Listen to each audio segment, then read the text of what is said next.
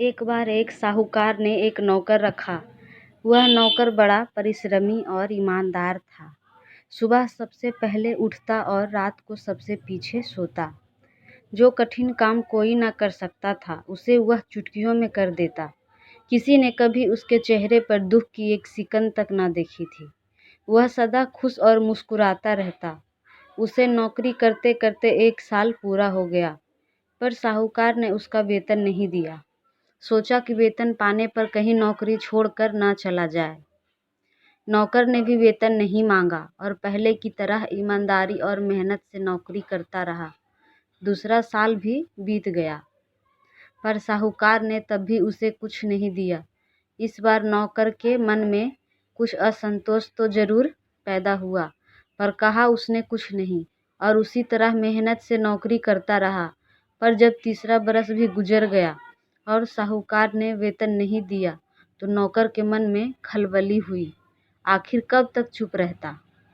एक दिन उसने साहूकार से कहा, हुजूर, मैंने 3 साल तक बड़े परिश्रम और ईमानदारी से आपकी सेवा की है। इन 3 वर्षों में न मैंने कभी आपसे वेतन मांगा और न आपने दिया। अब मैं नौकरी छोड़ना चाहता हूँ। मेरा हिसाब कर दीजिए। साहूकार अव्वल दर्जे का कंजूस था। उसे मालूम था कि नौकर बहुत सीधा साधा है और उसे बड़ी आसानी से बहुत थोड़े पैसे देकर बहकाया जा सकता है।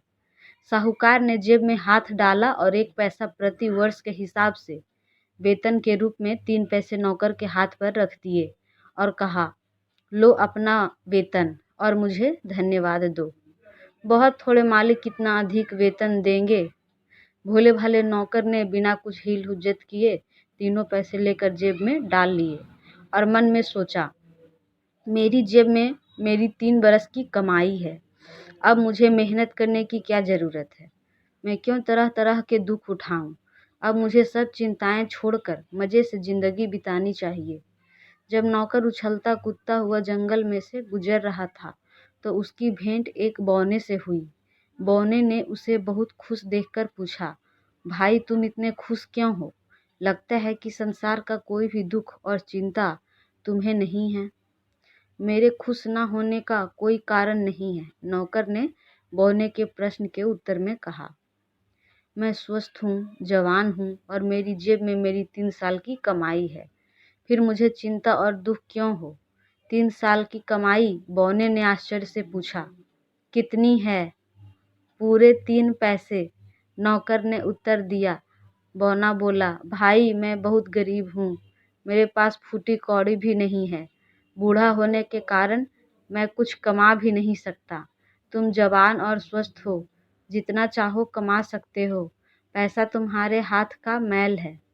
ये 3 पैसे मुझे दे दो। नौकर दयालु था। उसने 3 पैसे बौने को दे दिए। उसकी इस उदारता पर बौना बहुत प्रसन्न हुआ। बोला, भगवान तुम्हारा भला करे। तुम्हारा हृदय बहुत दयालु और पवित्र है।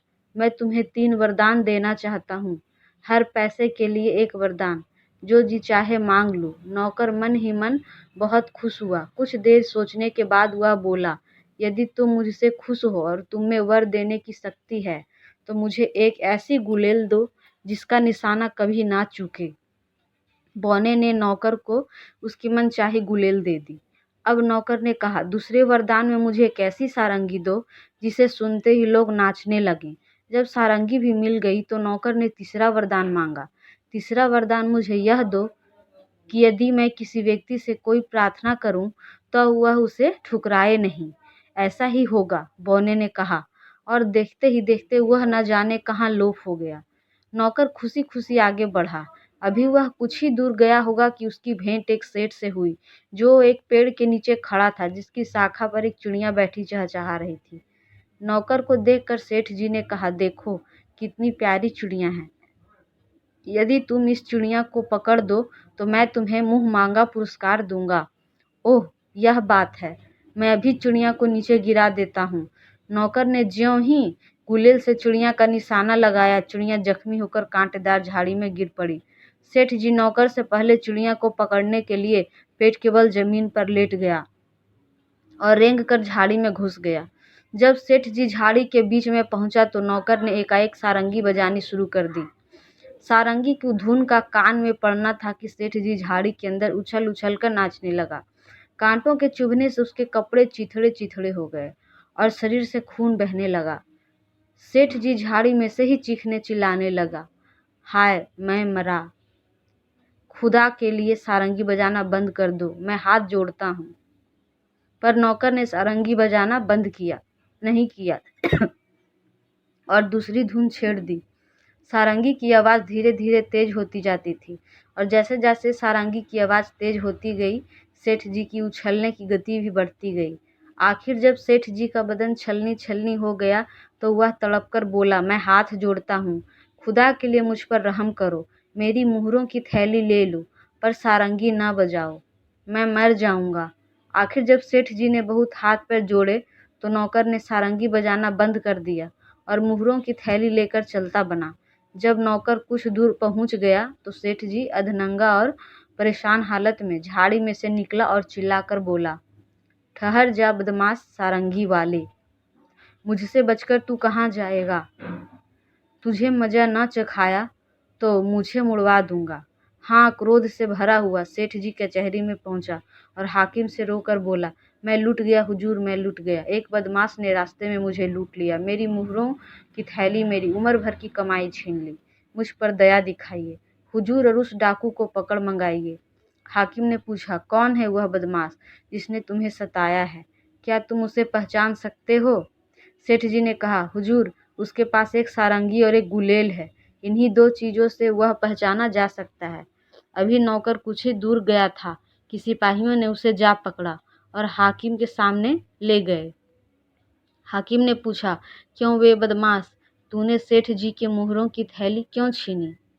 यह झूठ है हुजूर, नौकर ने कहा, मैंने तो सेठ जी को हाथ भी नहीं लगाया, न इसकी मुहरों की थैली छीनी।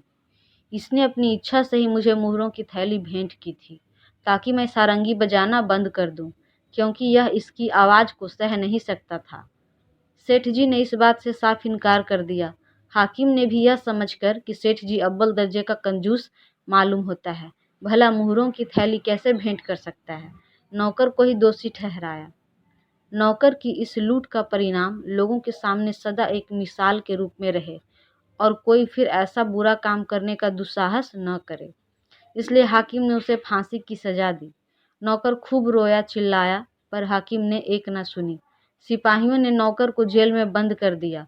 जब दूसरे दिन नौकर को सजा देने के लिए फांसी घर में ले जाया गया तो फांसी के तख्ते पर चढ़ते हुए नौकर को एकाएक बौने का दिया हुआ तीसरा वरदान याद आया। उसने मुड़कर हाकिम से प्रार्थना की, हुजूर, मरने से पहले मेरी एक इच्छा है। हाकिम ने कहा, तुम्हारी क्या इच्छा है, कहो।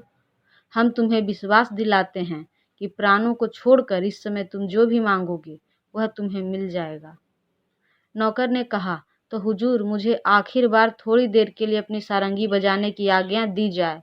इससे पहले कि हाकिम कुछ कहे, सेठ जी चिल्ला उठा, नहीं नहीं हुजूर, खुदा के लिए उसे सारंगी बजाने की आज्ञा न दीजिए, गजब हो जाएगा हुजूर। हाकिम चिल्लाया, बको मत, क्या तू चाहता है कि मैं ऐसी मामूली सी प्रार्थना को भी नामंजूर कर दूं, जबकि यह इसकी आखिरी इच्छा है? यह कभी न होगा। अब क्या था, नौकर ने सारंगी पर धुन छेड़ दी। सारंगी की पहली आवाज़ पर सब लोग हाकिम वगैरह हिलने लगे, दूसरी आवाज़ पर सब उछलने लगे। जल्लाद भी कैदी को छोड़कर नाचने लगा। इस तमाशे को देखने के लिए बहुत से लोग वहां दौड़े आए, पर सारंगी की आवाज़ सुनते ही वे भी सब के सब नाचने और उछलने लगे। सारंगी की आवाज़ ज्यों-ज्यों तेज होती जाती थी, त्यों-त्यों वे और भी उछलने लगते थे, यहाँ तक कि एक दूसरे के साथ टकराने से उनके चोटें लगने लगी। आखिर हाकिम ने चिल्लाकर कहा, खुदा के लिए सारंगी बजाना बंद कर दो, मैं तुम्हें प्राणदान देता हूँ। अंधे को क्या चाहिए, दो आँखें? नौकर ने सारंगी बजाना बंद कर दिया और सेठ जी के पास जाकर कहा, सच बता, तूने यह धन कहाँ से पाया है? नहीं तो अब मैं सिर्फ तेरे लिए सारंगी बजाऊंगा। सेठ जी मारे डट के झट बोल उठा, मैंने चुराया था, पर तुमने ईमानदारी से लिया है।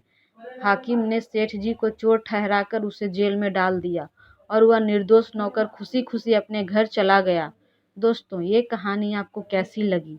अगर ये कहानी आपको थोड़ी सी भी पसंद आई हो तो सब्सक्राइब और लाइक करना ना भूलें, क्योंकि आपका सब्सक्राइब और लाइक ही हमारा मार्गदर्शन होगा।